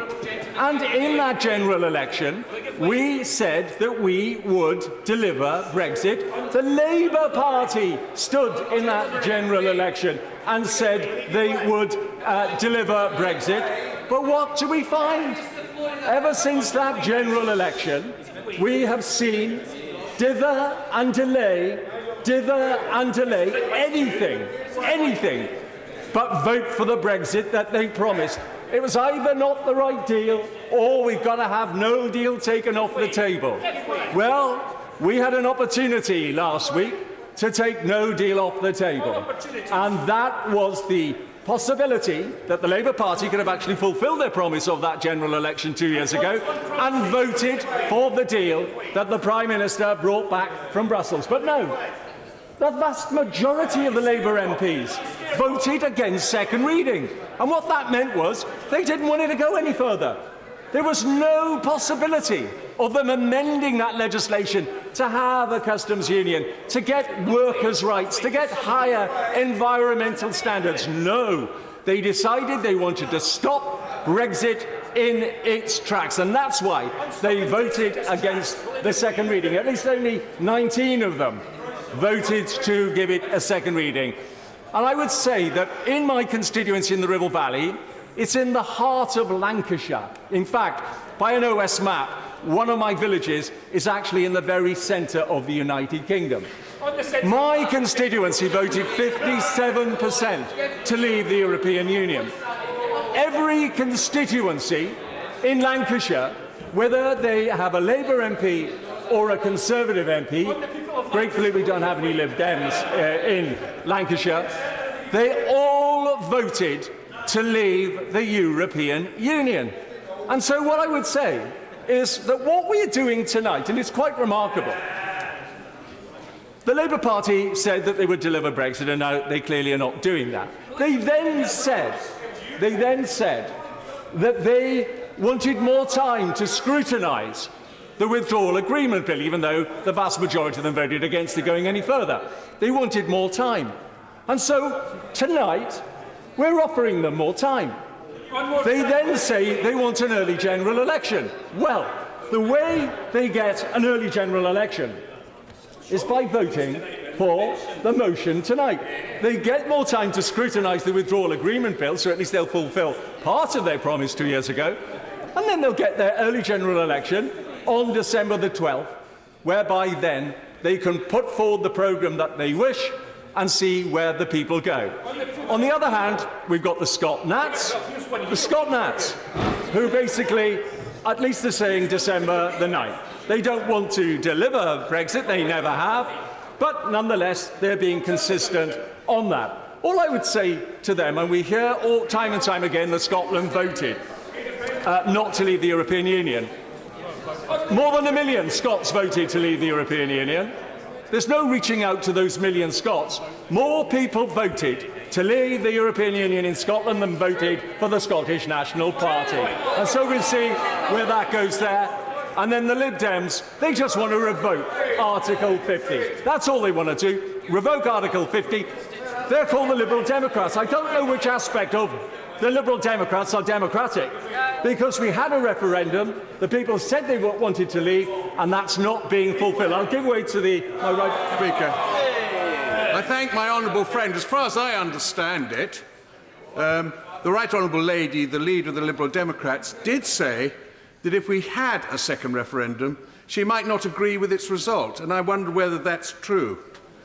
That was a previous position, but we're in an even more bizarre position with the Labour Party, because they say if they win the election, they will go to Brussels, renegotiate Brexit, then put that to the British people in a second referendum and campaign against the deal they just negotiated. I mean, that is the most Alice in Wonderland politics that I have seen in 28 years, and now we have an opposition that has been calling for an early general election running scared. The last thing they want to do is face the electorate. And quite frankly, I can see why. Mike Gates. Mr. Speaker, we are apparently approaching the season of goodwill. And we are supposed to have Christmas parties in our primary schools, and we are all supposed to wish each other season's greetings. I do hope that people who want a season of goodwill have not been watching these exchanges today. They say that people who are turkeys don't vote for an early Christmas. That is probably true. But it's also apparent that some people have been on chicken runs from one constituency to another. And it seems to me, no, I'm standing in Ilford South. I'm not running anywhere. I'm standing for my own constituency. Thank you very much. I'll give way, yes. I respect the honourable member. I wonder whether he was referring to former members of the independent group when he said they were on the chicken run from one constituency to another. The people who are doing it, and perhaps who will do it, know who they are. I'm not going to name. It seems to me the only way we are going to end this rancorous, divisive politics is to be realistic. If there is a general election and a party gets a big majority by polling 35 or 40% of the vote, that will still leave a majority in this country extremely unhappy with the outcome. And given that a referendum, in my view, a misguided referendum, an advisory referendum, but nevertheless a referendum that the former Prime Minister David Cameron said would be binding, and then he made his reckless gamble and then ran away and gave his successors the mess to clear up.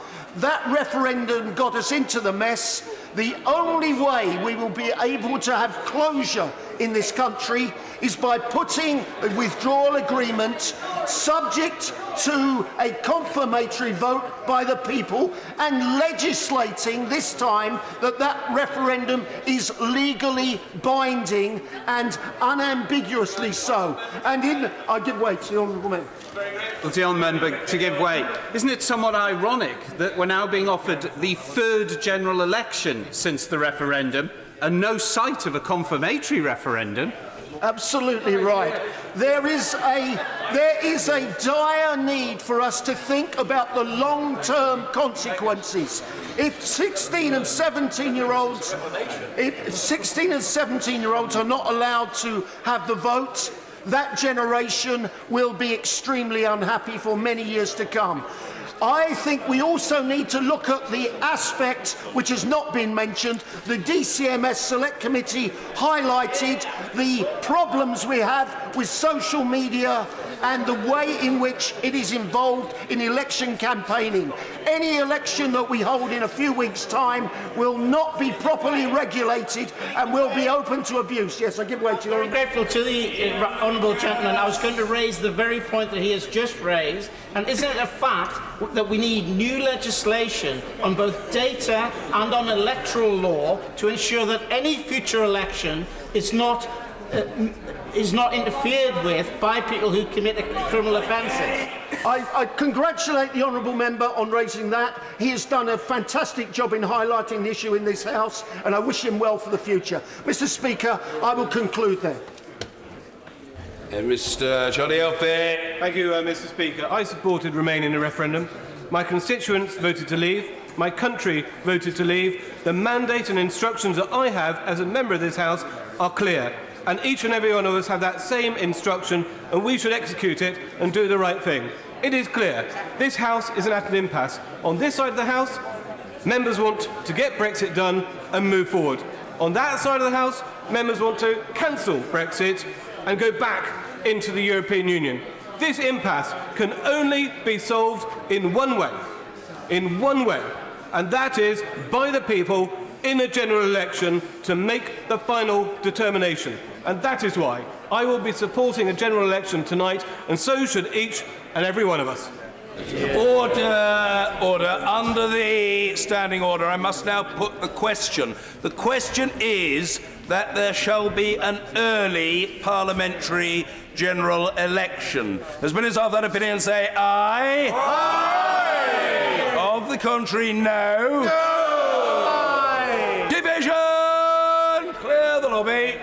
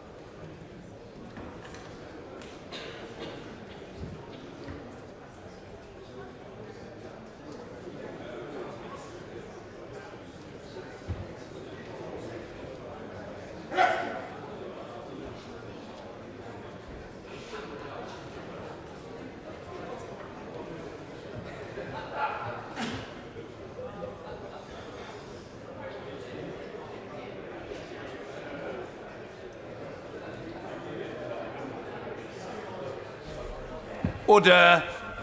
The question is that there shall be an early parliamentary general election. As many as of that opinion say aye. Aye. Of the contrary, no. No. Tellers for the ayes, Colin Clark and David Rutley. Tellers for the noes, Bambos Charalambus and Jeff Smith.